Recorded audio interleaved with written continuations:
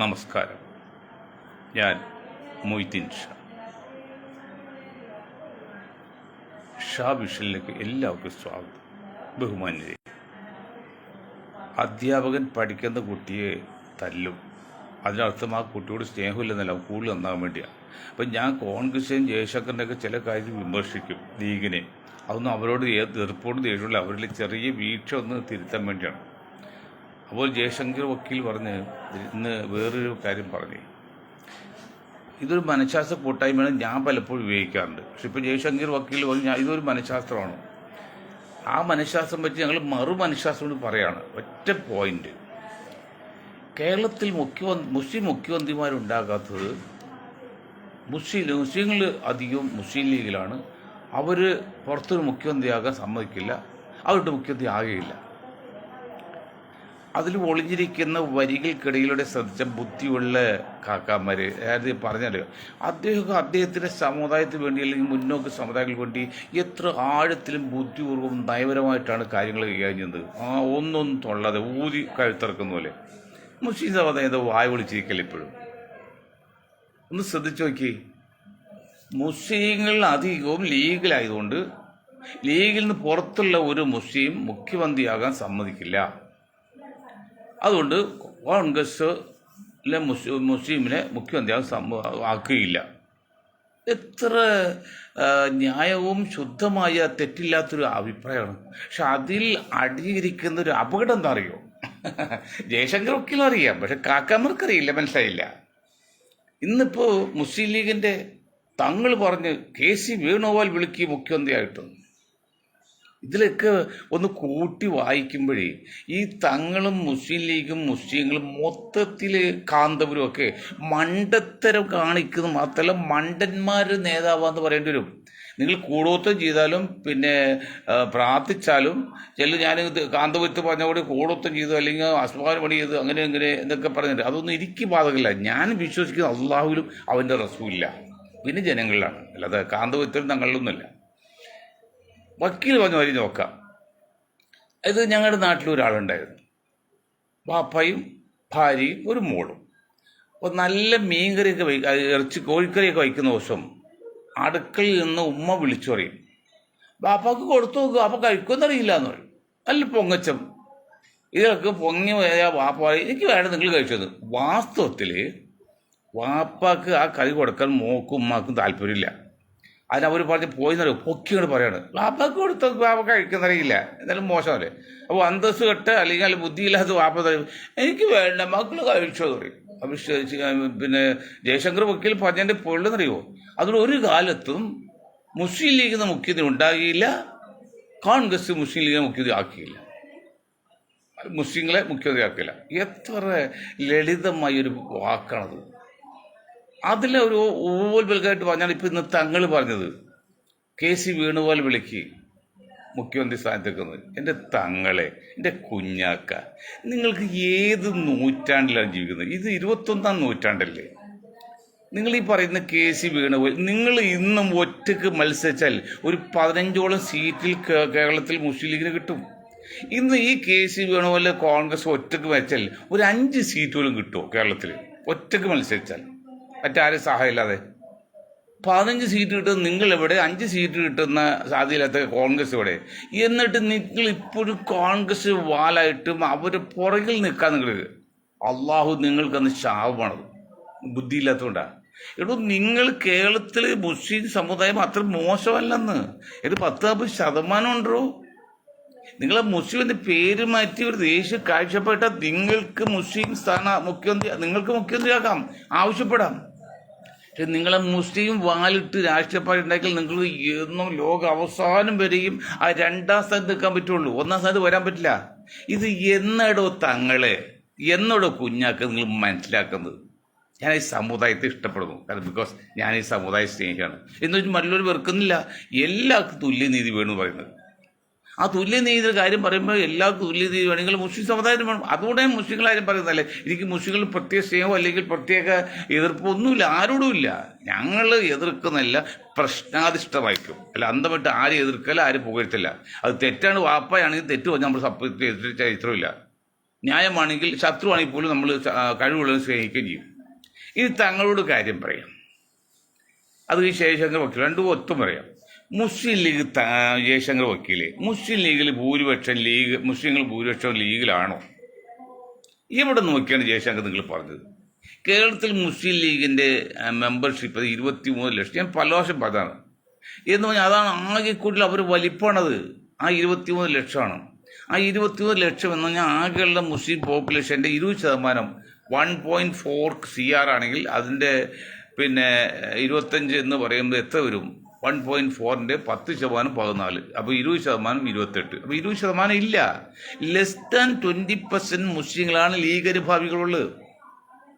പക്ഷെ അവർ ചില മേഖലയിൽ കേന്ദ്രീകരിച്ചിരിക്കുന്നുണ്ട്. അവർക്ക് ഒരു 10, 12, 14 സീറ്റ് ഒറ്റക്ക് നിന്നാലും കിട്ടും. കൂട്ടുകൂടുമ്പോൾ 10, 18 സീറ്റ് കിട്ടും.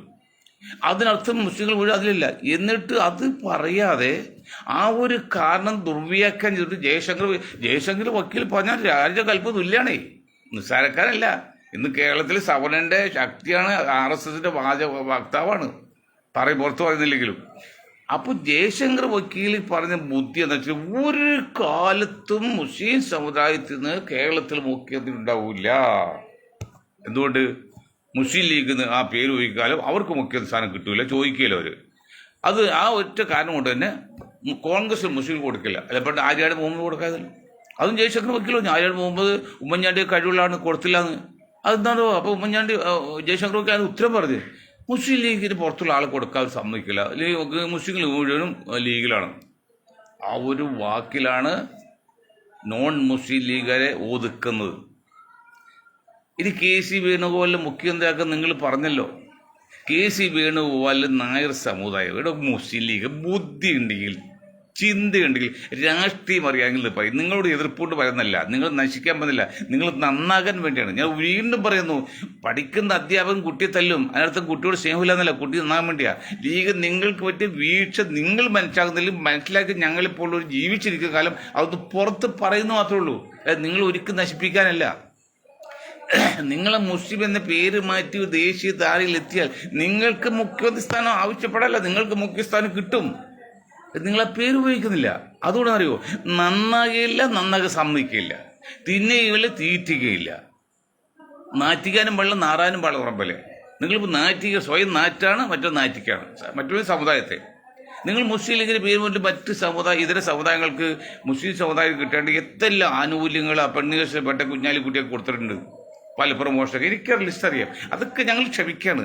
നിങ്ങൾ എത്രയും പെട്ടെന്ന് മുസ്ലിം എന്ന പേര് മാറ്റി ദേശീയ റാലിൽ എത്തിക്കഴിഞ്ഞാൽ നിങ്ങൾക്ക് മുഖ്യമന്ത്രി ആകാം, മുസ്ലിങ്ങൾക്ക് മുഖ്യമന്ത്രി ആകാം, ഇപ്പോഴത്തെ ലീഗുകാർക്ക് മുഖ്യമന്ത്രി ആകാം. പക്ഷെ മുസ്ലിം എന്ന പേര് മാറ്റണം. അതാണ്. ഇനി ജയശങ്കർ വക്കീൽ പറഞ്ഞല്ലേ ഭൂരിപക്ഷം മുസ്ലിം ഉണ്ടോ ജയശങ്കർ വക്കീലെ ലീഗിൽ? നിങ്ങൾ എവിടെ നോക്കിയാണ് കണക്ക് പറയുന്നത്? നിങ്ങൾ വലിയ ചരിത്രമൊക്കെ പറയുന്നല്ലോ, നിങ്ങളാണ് വലിയ ബുദ്ധിമാന്മാർ, വക്കീലാണ്, ശാസ്ത്രജ്ഞനാണ്, സയൻറ്റിസ്റ്റ്, വനശാസ്ത്രം ഒക്കെ സമ്മതിച്ചു. മുസ്ലിങ്ങളിൽ എത്ര ശതമാനമുണ്ട് ലീഗിൽ? ജയശങ്കർ വക്കീലിന് അറിയില്ല, ഞാൻ പറഞ്ഞുതരാം, അത് കേട്ടോളൂ. കണക്കാണ് ഉദ്ദേശിക്കുന്നത്. പാലക്കാട് മുതൽ കാസർഗോഡ് വരെ ഒരു 65 മണ്ഡലങ്ങളുണ്ട്. ഈ 65 മണ്ഡലങ്ങളിൽ മോർ ദാൻ 50% മുസ്ലിങ്ങളുമുണ്ട്. അവിടെ കഴിഞ്ഞ അസംബ്ലി ഇലക്ഷനിൽ വരെ 65 സീറ്റിൽ കോൺഗ്രസ് മത്സരിച്ച്, മറ്റ് മുസ്ലിങ്ങൾ സീറ്റ് മറ്റു വേറെ സ്ഥലത്താണ്. ആ 60 സീറ്റിലും കോൺഗ്രസ് എത്ര കിട്ടി? UDF കോൺഗ്രസ് എത്ര കിട്ടി? 5 or 6 സീറ്റ് കിട്ടി. ബാക്കി 60 സീറ്റിൽ തോറ്റുപോയി. അപ്പോൾ മുസ്ലിം ലീഗ് അവിടെ ഉണ്ടായിരുന്നെങ്കിൽ നിങ്ങൾ ജയിക്കില്ലേ? മുസ്ലിം ലീഗ് പറയാനൊക്കെ കാല് വരില്ല, സത്യം വോട്ട് ചെയ്യും, അക്കാലത്ത് കൂടുതൽ മാറുകയാണ്. അപ്പോൾ എന്താ മുസ്ലിം ലീഗ് അല്ലെന്നുള്ളതാണ്. അതാണ് ഞാൻ പറഞ്ഞത്. 23 ലക്ഷമാണ് ആകെയുള്ള ഇന്ത്യൻ യൂണിയൻ മുസ്ലിം ലീഗ് മെമ്പർഷിപ്പിൻ്റെ മാക്സിമം കപ്പാസിറ്റി എന്ന് പറഞ്ഞാൽ ഏറ്റവും കൂടുതൽ ശക്തിയുള്ള പാർട്ടി CPM ആണല്ലോ കേരളത്തിൽ. ഒറ്റക്കെടുത്താൽ അതിൽ വല്ല സംശയമുണ്ടോ? ഒരു സംശയമില്ല. ഇത് അവർക്ക് ആകെയുള്ള 5 ലക്ഷം മെമ്പർഷിപ്പാണ് എന്ന് പറഞ്ഞാൽ അവർക്ക് അങ്ങനെ ഓടി മെമ്പർഷിപ്പ് കൊടുക്കൂല. അവർക്ക് ആകെ 10 ലക്ഷമുള്ളൂ ഇന്ത്യയിൽ. അപ്പം മുസ്ലിം ലീഗ് അനുഭാവികളെ എല്ലാവർക്കും മുസ്ലിം ലീഗ് മെമ്പർഷിപ്പ് കൊടുക്കാറ്, പൈസ വരില്ല. അതുകൊണ്ടാണ് 23 ലക്ഷം വന്നത്. അതിനകത്ത് മാക്സിമം ലീഗ് അനുഭാവികളാണ് അതിനപ്പുറത്തില്ല. അത് 23 ലക്ഷം ഉണ്ടെങ്കിൽ 40% ഉണ്ടെങ്കിൽ എത്രയുണ്ട് വയ്ക്കല്? 4 കോടി എടുത്ത് വിചാരിക്കുക. 4 16 1.60 പോട്ടെ, 1.50 1.40 1.20. ആ 1.20 20% എന്ന് പറയുമ്പോൾ എത്ര വരും? അത് കഴിഞ്ഞ് ബാക്കി എത്രയുണ്ട്? എന്താണെന്നാണ് ജയശങ്കർ വ്യക്തികൾ. അതുകൊണ്ട് തന്നെ മുസ്ലിങ്ങൾക്ക് മുഖ്യമന്ത്രി ചെയ്യാൻ പറ്റില്ല. അദ്ദേഹം സങ്കടപ്പെട്ട് പറഞ്ഞു, ഇവിടെ 10% നായന്മാർ എത്ര ആവശ്യം മുഖ്യമന്ത്രിയായി, 5% കൺവെർട്ട് ക്രിസ്ത്യ കഴിഞ്ഞാൽ 10% ക്രിസ്ത്യാനി എത്ര ആവശ്യമായി, ചോന് എത്ര ആവശ്യമായി മുസ്ലിം ത്യാഗത്തെ. അതിന് പ്രധാന കാരണം പറയുന്നത് ബുദ്ധിയുള്ള കാക്കന്മാരെ ഒന്ന് ചിന്തിച്ച്. അതിന് അദ്ദേഹം പറഞ്ഞ പോയിന്റ്, മുസ്ലിങ്ങളിൽ നല്ലൊരു ശതമാനം ലീഗിലാണ്, ലീഗുകാർക്ക് മുഖ്യമന്ത്രി സ്ഥാനം ആവശ്യപ്പെടില്ല, കൊടുക്കാനും പറ്റില്ല. അപ്പോൾ പിന്നെ ആ കാരണം കൊണ്ട് ലീഗിൽ പുറത്തുള്ള ആൾ മുഖ്യമന്ത്രി ആകാനും പറ്റില്ല. അങ്ങനെയാണ്. അതായത് ഞാൻ കാക്ക പറഞ്ഞ പോലെയാണ്, പാപ്പക്ക് കൊടുത്തു നോക്ക്, പാപ്പ തിന്നില്ല എന്ന് പുകഴ്ത്തി പോലെ പുകഴ്ത്തി പറച്ചിലാണ്. അതിനകത്ത് ഒരിക്കലും മുസ്ലിം ആകില്ലെന്നല്ല, മുസ്ലിം മുഖ്യനാവില്ല. എന്തിനോടും നമ്മൾ ഈ അടിമത്തം പേരുന്നത്? നിങ്ങൾ RSSനെയാണ് പേടിക്കുന്നത്? അത് പ്രധാനമന്ത്രി മോഡിജിയാണോ? എന്താ ഒരു നല്ല മനുഷ്യ തിന്ന ആൾക്കാരാണോ? അല്ലെങ്കിൽ പിണറായി വിജയനാണ് പേടിക്കുന്നത്? നിങ്ങൾ ആര് പേടിക്കുന്നത്? നിങ്ങൾക്ക് പേര് മാറ്റി ദേശീയ ധാരയിൽ വന്നാൽ നിങ്ങൾ ഈ സോണിയയുടെയും പ്രിയങ്കയുടെയൊക്കെ പുറകിൽ പോയി നിൽക്കേണ്ട, ഓച്ചാൻ നിൽക്കേണ്ട ഒരു കാര്യമില്ല. ഏടോ തങ്ങളെ ഒരു കാര്യം ഞാൻ പറയാം, ബഹുമാനം കുറവാണ്. പ്രവാചകന്റെ കുടുംബക്കാരാണ് തങ്ങൾ പറയുന്നത്, ഞങ്ങൾ ബഹുമാനിക്കുകയാണ്, ആദരിക്കുകയാണ്. ആരാധന അള്ളാഹുവിന് മാത്രം. ആ തങ്ങൾ ചോദിക്കുകയാണ്, ഇവിടെ ശക്തിയുടെ അംഗീകാരമുണ്ടെന്ന് പറഞ്ഞൊരു ആളുണ്ട്, മഹാനുണ്ട് ഇന്ത്യയിൽ. അത് നിങ്ങളുടെ നേതാവാണ് ഇബ്രാഹിം മെസ്സേജ്. എറണാകുളം ടൗൺ ഹാളിൽ പ്രസംഗിച്ചപ്പോൾ ഞാൻ കൈ കൊടുത്തിട്ടുണ്ട്. അപ്പോൾ അദ്ദേഹം പറഞ്ഞു, എവിടെ ശക്തിയുണ്ടോ അവിടെ അംഗീകാരമുണ്ട്. അത് അദ്ദേഹത്തിന് മുമ്പ് വല്ലതും പറഞ്ഞിട്ടുണ്ട്. ശക്തി ഉണ്ടെങ്കിൽ അവിടെ അംഗീകാരം ഉണ്ടാവും. നിങ്ങൾ ശക്തരൊക്കെ നിങ്ങൾക്ക് അംഗീകാരം കിട്ടും. പക്ഷെ ഇപ്പം ശക്തരാകാത്തത് നിങ്ങൾ ആ സൈഡ് പിടിച്ച് പോയിട്ടാണ്, മാർജിൻ പോയിട്ടാണ്. നിങ്ങൾ മെയിൻ റോഡ് ഓടിക്കൊണ്ടി. ആ മെയിൻ റോഡ് ഓടിക്കുന്നതിന് നിങ്ങൾ മെയിൻ ധാരയിൽ വരില്ല, മെയിൻ സ്ട്രീറ്റിൽ വരണം. അങ്ങനെ വന്നാൽ നിങ്ങൾക്ക് മുഖ്യമന്ത്രിയാകാം. ഇപ്പൊ തങ്ങന്മാരിൽ ലീഗിന്റെ മന്ത്രിമാർ ആരാ തീരുമാനിക്കുന്ന? ആരാ? തങ്ങളല്ലേ. അതുപോലെ ഞങ്ങൾക്ക് തീരുമാനിക്കാൻ മുഖ്യമന്ത്രി ആരാകണമെന്നുള്ളത്. അത് ഈ ലീഗിന്റെ കോൺഗ്രസ് പുറകെ പോയി വാലാട്ടി കുയ്യാൻ നിൽക്കണ്ട. ഇനിയും മനസ്സിലാക്ക്. ഇനി ഈ KC വേണുഗോപാൽ വരാൻ പറഞ്ഞല്ലോ. നിങ്ങൾ കുറെ കാലം സതീഷിന്റെ പുറകെ, പിന്നെ രമേശിന്റെ പുറകെ, പിന്നെ ശശി പുറകെ പുറകെ. ഈ ഓരോരുത്തരും കാലാകാലങ്ങളിൽ പുറകെ നിൽക്കുന്നല്ല. നിങ്ങൾക്ക് എന്തോട് മെയിനായിക്കൂടാ? ഇനി ഞാൻ പറഞ്ഞുതരാം. ഇപ്പോൾ 6 നായന്മാർ മുഖ്യമന്ത്രി ശ്രമിക്കാമെന്ന് പറഞ്ഞു.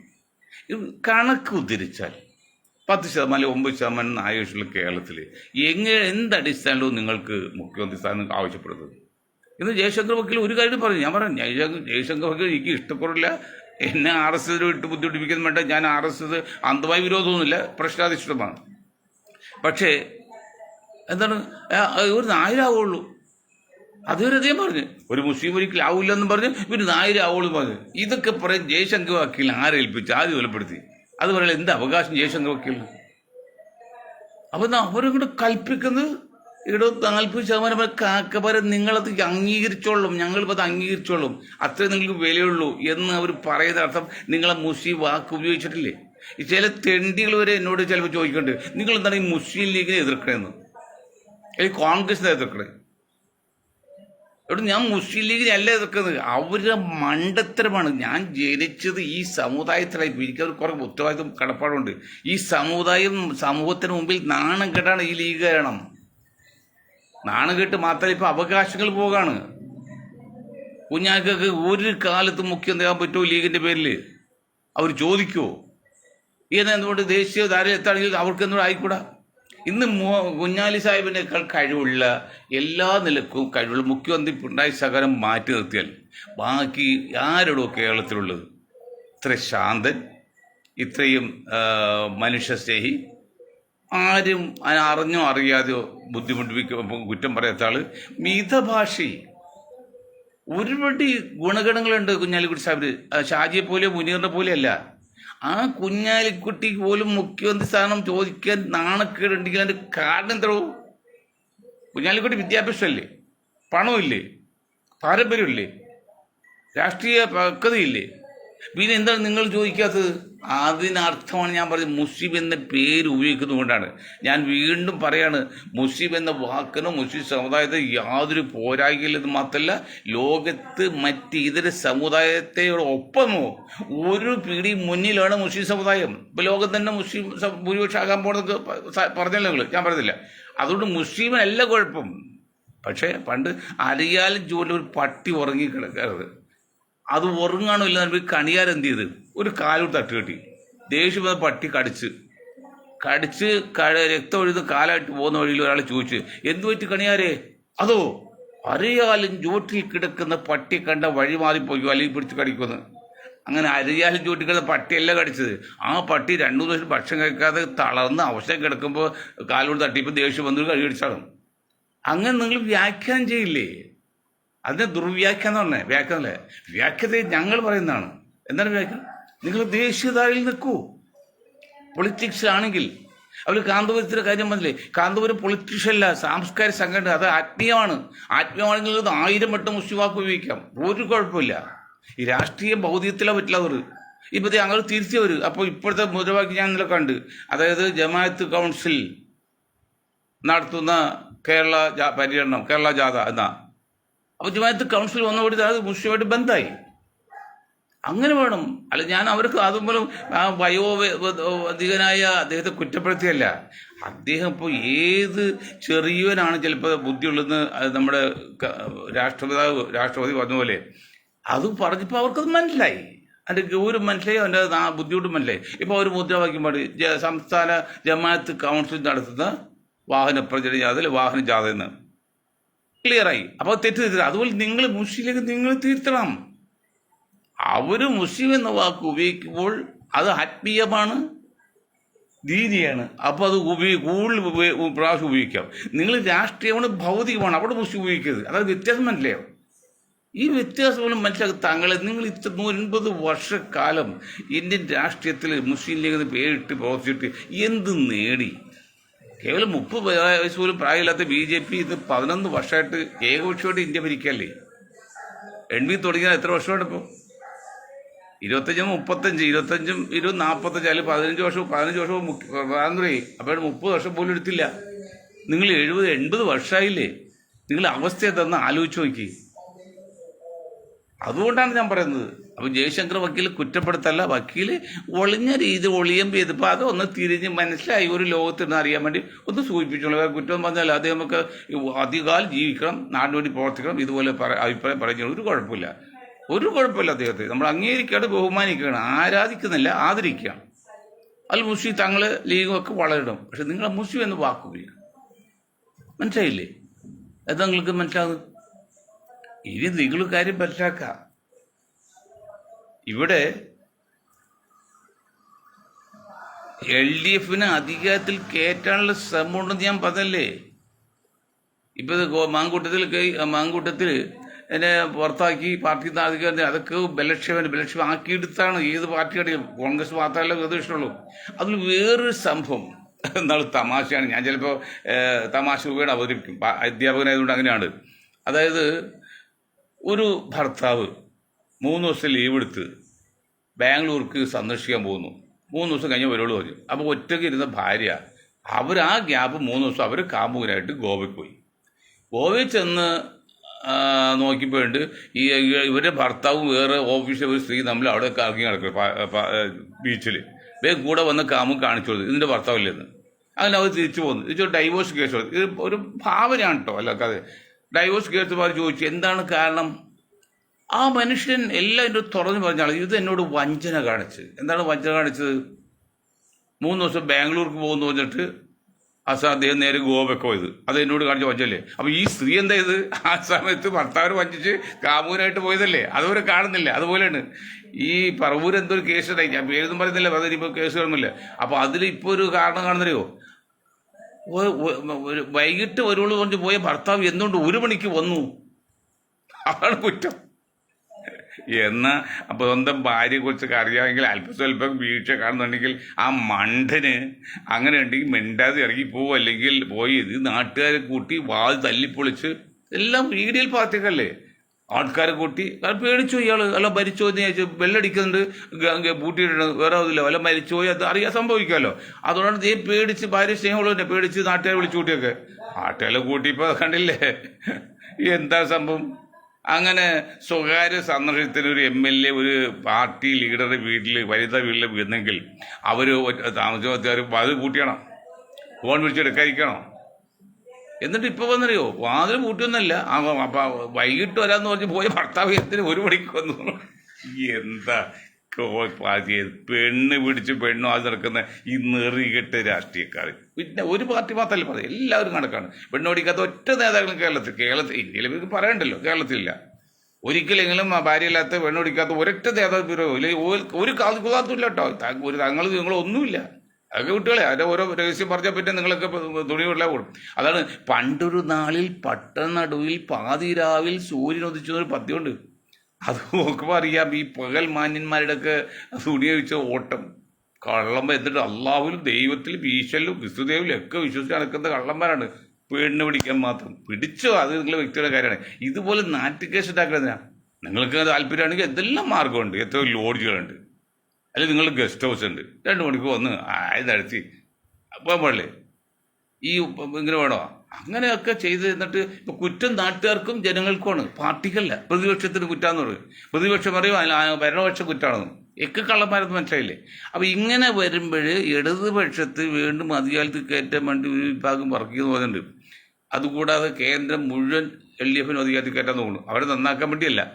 അതുകൂടെ കേരളം 10 വർഷമായിട്ട് ഭരിക്കുന്ന കമ്മ്യൂണിസ്റ്റ് പാർട്ടി മുഴുവൻ ശ്രദ്ധയും അവർക്ക് അധികാരത്തിൽ കയറാൻ. ഇതൊക്കെ നടക്കുമ്പോഴാണ് 100 വോട്ട് നായന്മാർ വന്ന് 100 വോട്ട് ചെയ്യും, 1 വോട്ട് വന്ന് കോൺഗ്രസ് കിട്ടുന്ന 6 നായർ പറഞ്ഞ് അവർക്ക് വേണം മുഖ്യമന്ത്രി. ജയശങ്കർ വക്കീലും അവൻ ഒരാളെ മുഖ്യമന്ത്രി ആവൂ.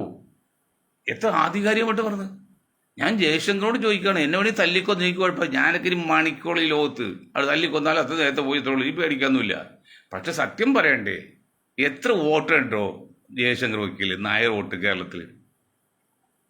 നിങ്ങൾ ജാതി പറഞ്ഞ് നിങ്ങൾ ഒരു വാക്കുകൂടി പറഞ്ഞു. എന്നാൽ ജാതി മാത്രം ഉപജാതി നോക്കുന്നത്, കാസ്റ്റ് മാത്രമല്ല സബ് കാസ്റ്റ്. ഞാൻ അതെല്ലാം നോട്ട് ചെയ്ത് വെച്ചിട്ടുണ്ട്. അതൊക്കെ ശരിയാണെന്നേ. നായരാണ്, അല്ല ഈഴമാണ്, ഹിന്ദുവായിട്ട് മാത്രം പോരാ. അതൊക്കെ ശരിയാണ്. അങ്ങനെ നമുക്ക് ചിന്തിച്ചു നോക്കാതെ. അപ്പം നിങ്ങൾ ജയശങ്കർ വക്കീൽ നായരാന്ന് സമ്മതിച്ചു. എത്ര നായരുണ്ട് കേരളത്തിലെ വോട്ടർമാർ? അല്ല എത്ര പേര് കോൺഗ്രസ് ചെയ്യുന്നവരുണ്ട്? അതാ കണക്ക് പറഞ്ഞത്. ആകെ 10% 9% വരുന്നത് ലേറ്റസ്റ്റ് പറഞ്ഞത്. അതിൽ 50% വോട്ടും കഴിഞ്ഞ പ്രാവശ്യം വരെ BJPക്കാണ്. ഇപ്പം അതിൻ്റെ 70% വോട്ട് പോകും എന്ന് പറഞ്ഞാൽ അതിപ്പോൾ NSSൻ്റെ സപ്പോർട്ടും പിന്നെ മറ്റേ പുറമെയുള്ള ശക്തികളൊക്കെ BJP സപ്പോർട്ട് ചെയ്യുന്നതുകൊണ്ട് ഒരു 70% നായർ വോട്ട് ചെയ്യും. എന്നാലും 10 പിടിച്ചാൽ തന്നെ ബാക്കി 25% എന്ന് പറഞ്ഞാൽ 10 2.5 വോട്ടാണ്. ആ 2 വോട്ടാണ് കമ്മ്യൂണിസ്റ്റ് കോൺഗ്രസ് പോകുന്നത്. അതാണ് ഞാൻ പറഞ്ഞത്. 100 നായർ വന്ന് വോട്ട് ചെയ്യുമ്പോഴും 1 വോട്ടാണ് കോൺഗ്രസ് കിട്ടുന്നത്. അത് എന്നിട്ട് നിങ്ങൾ പറയുകയാണ് നിങ്ങൾക്ക് തന്നെ മുഖ്യമന്ത്രി ആകണമെന്ന് പറയില്ലേ? അത് പുള്ളി വക്കീൽ ഒരു കാര്യം പറഞ്ഞു, ഈ മലബാർ എന്ന് ബ്രിട്ടീഷുകാർ കീഴിലായത് അവിടെ കുഴപ്പമില്ല, ഇവിടെ സവർണ്ണ മേധാവിത്വം നടന്നുകൊണ്ടിരുന്നത്, അത് സവർണ്ണ മേധാവിത്വം തന്നെ ആകണം എന്നും അദ്ദേഹം പറഞ്ഞിട്ടുണ്ട്. ഇതൊക്കെ കേൾക്കുന്ന ആരെന്നറിയോ?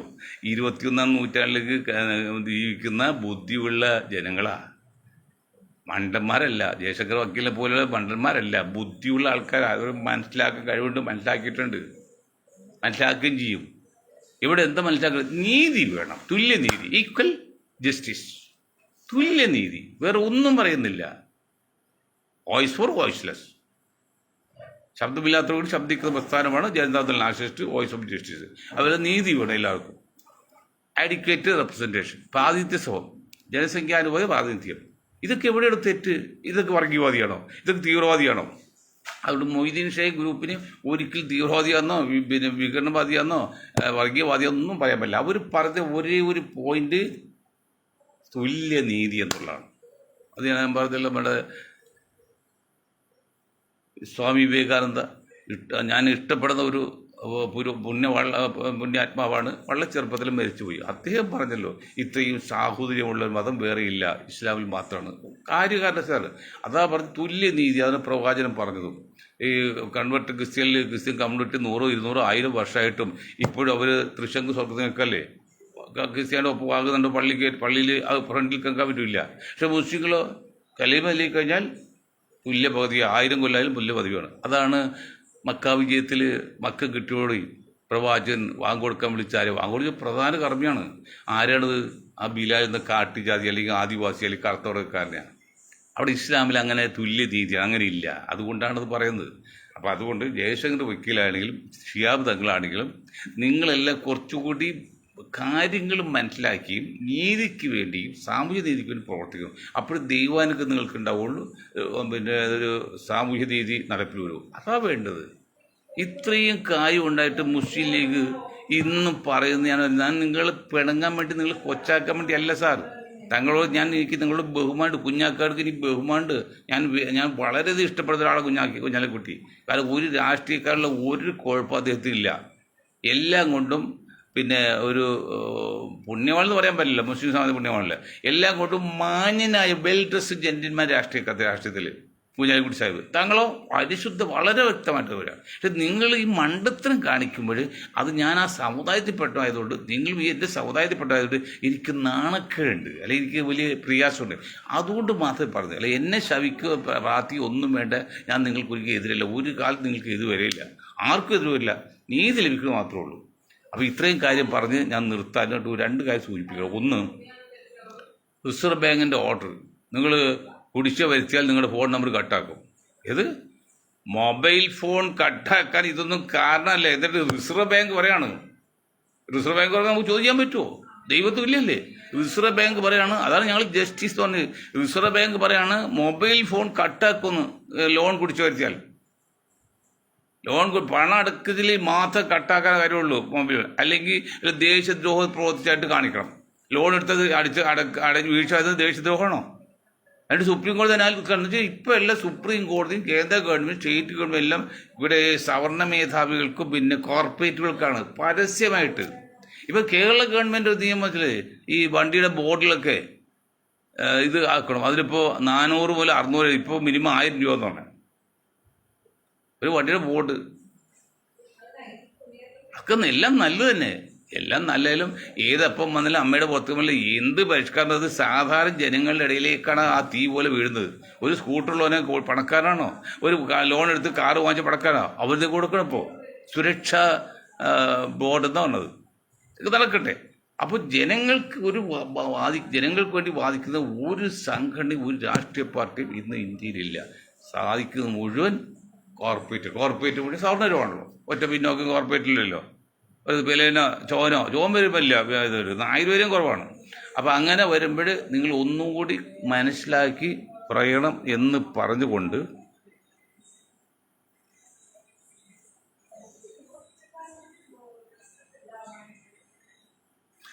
ഞാൻ പറഞ്ഞുകൊണ്ട് എൻ്റെ വാക്കുകൾ നിർത്താൻ നിങ്ങൾക്ക് ഒരായി നന്ദി. ജയ് ഹിന്ദ്.